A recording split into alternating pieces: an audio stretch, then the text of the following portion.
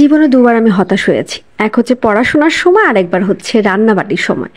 পড়াশোনাটা তাও পরিবারের চাপে আমি কমপ্লিট করতে পেরেছি, বাট রান্নাবাটি এটা খুবই টাফ একটা বিষয়। সহজে এটার আয়ত্ত করা খুবই কঠিন। হে এভরিওয়ান, আসসালামু আলাইকুম। সবাই কেমন আছেন? আলহামদুলিল্লাহ আমি ভালো আছি। এখনও বলতে পারছি না কেমন আছি, তবে ভিডিও দেখার পর আপনারা নিশ্চয়ই বলবেন আমি কিভাবে ভালো থাকি। এখানে আমি একটু কেক বানাবো। আদিত আস্তে আস্তে বড় হচ্ছে, তার অনেক কিছু খাওয়ার প্রতি একটা ঝোঁক বাড়ছে, বাট আমি তো পারি না। তো এখানে কেক বানানোর জন্য আমি সব ইনগ্রিডিয়েন্টস যা যা আছে সব নিয়ে নিয়েছি। এখানে ময়দা নিয়ে নিয়েছি, তারপরে বেকিং পাউডার নিয়ে নিয়েছি, ভ্যানিলা এসেন্স নিয়ে নিয়েছি, আর সবচেয়ে মজাদার বিষয় হচ্ছে এখানে আমি চিনি ক্রাশ করে নিয়েছি। আমি ইউটিউব দেখেছি, ইউটিউবের মধ্যে বলছে চিনি যদি একটু ক্রাশ করে নিই তাহলে কেকটা অনেক ভালো হয়। দুটো ডিম নিয়ে নিয়েছি আর সাথে নিয়ে নিয়েছি তেল। এগুলো সবই পরিমাণ মতো যাবে, তবে আসলে আমি বুঝতে পারছি না কেমনভাবে পরিমাণটা দিব। ইউটিউব দেখেছি যে এই কাপের মেজারমেন্ট বলছে, ওই কাপের মেজারমেন্ট আমার মাথায় কাজ করছে না। ওই যে বললাম পড়াশোনার ব্যাপার আমি খুবই খারাপ, মাথায় সহজে ঢোকে না আমার। তো আমি এখন কেক বানানোর জন্য ফুল প্রিপারেশনে আছি।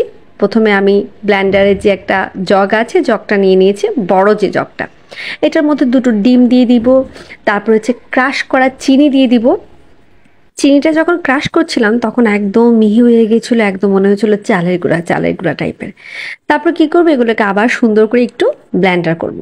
ব্লেন্ড করার পরে এগুলো এই টেক্সচার এসেছে, একটু ফ্লেভারও বের হচ্ছিল, ডিমের একটা গন্ধ আসছিল। তো সেই মুহূর্তে আমি কি করব, আমি এর মাঝে ভ্যানিলা এসেন্স দিয়ে দিব। তো ভ্যানিলা এসেন্সটা দিব বোতলের মুখে, যে মুখটা আছে সেই মুখের একদম বরাবর আমি ভ্যানিলা এসেন্স দিয়ে দিব, আর দিয়ে দেবো 1 চামচ বেকিং পাউডার। আমার কাছে বেকিং পাউডার আর হচ্ছে কর্নফ্লাওয়ারের মধ্যে একটু ঝামেলা হয়ে যায়, দুটোটা দেখতে যেহেতু একদম সাদা এবং মসৃণ, আমার একটু ভুল হয়ে যায়।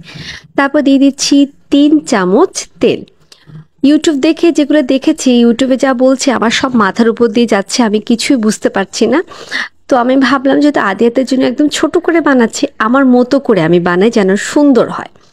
তো এখানে সুন্দর করে আমি তেল নিয়ে দিয়ে দিয়েছি, আর হচ্ছে এখানে পরিমাণ মতো ময়দা দিয়েছি। ময়দা নিয়েছি 3 চামচ, 3 চামচ তেল নিয়েছি, 3 চামচ ময়দা নিয়েছি। এটাকে সুন্দর করে ব্যাটারটাকে বানিয়েছি। এরকম একটা ব্যাটার এসেছে, দেখা যাক বানানোর পরে কি হয়। তারপরে কিভাবে বানাবো ভাবছি, একটু কাপ কেক বানাই। তো আদিয়াতকে জিজ্ঞাসা করছিলাম তুমি কি কেক খাবে, সে বলল সে কাপ কেক খেতে চায়। তো আমি ভাবলাম যেহেতু কাপ কেক খেতে চায় তাহলে কাপে করে কেকগুলো দিলে সবচেয়ে বেশি ভালো হয়।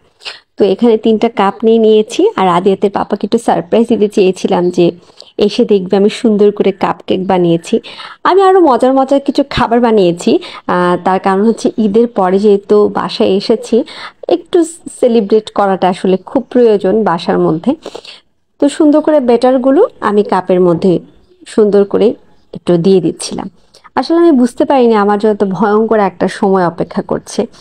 যে অ্যাটেনশন নিয়ে আমি রান্না বান্না করতে গিয়েছিলাম, সেই অ্যাটেনশনের কোনো কিছুই আমার হয়নি। মানে আমি যা করেছি এখন ভাবছি আর হাসছি, ভিডিও দেখছি, ভয়েস দিচ্ছি আর হাসছি, আমি কি করেছি। তো ইউটিউবে বলেছিল বড় একটা পাতিল বসাতে, এটার মধ্যে সুন্দর করে একটা স্টিলের আরও কিছু বসাতে বলেছে। তো আমার কাছে কিছু ছিল না বলে আমি এগুলা বসিয়ে এটার মধ্যে 3টা কাপ সুন্দর করে আমি সেট করে দিয়েছি। তারপর এটাকে সুন্দর করে ঢেকে দিব সিকিউর করার জন্য। আমি এটার উপর একটা ঢাকনা দিয়েছি, সাথে আমি পুতাও দিয়েছি যেন পারফেক্টলি এটা বেক হয়ে যায়। তারপরে এখন কেকটাকে একটু দেখার পালা। আমি সুন্দর করে পুতাটাকে সরিয়ে ঢাকনাটা উঠিয়ে দেখি কেকের হচ্ছে এই অবস্থা।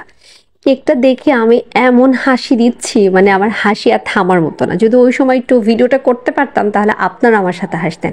তারপরে আদিয়াতকে যখন বললাম তোমার জন্য কাপ কেক বানিয়েছি তুমি খাও, সে একদম খেতে নারাজ, সেটা খাবেই না। আর এই কেক তো আদিয়াতের পাপার সামনে আনিনি, কারণ ও হাসতে হাসতে একদম উড়িয়ে দিবে। তো যাই হোক, আমার বাসায় যে শুধু কেকই বানানো হয়েছে তা না, আমার বাসায় পোলাও রোস্ট করা হয়েছে। ঈদের পরে বাসায় যেহেতু এসেছি, একটু পোলাও রোস্ট না খেলে একদমই হচ্ছিল না, তাই ভাবলাম একটু পোলাও রোস্ট করি। আচ্ছা, আপনাদেরও কি এমন হয় যেটা খুব শখ করে করতে গিয়েছেন সেটাই নষ্ট হয়ে গেছে? আমার কিন্তু এরকম হলে আমার প্রচণ্ড মন খারাপ হয়, এবং ওই কাজটা করার পরবর্তীতে আর কোনো ইচ্ছাই আমার হয় না। সবাই ভালো থাকবেন, নতুন আরেকটা ভিডিও দেখার নিমন্ত্রণ জানিয়ে আজকে বিদায় নিচ্ছি। আল্লাহ হাফেজ, আসসালামু আলাইকুম।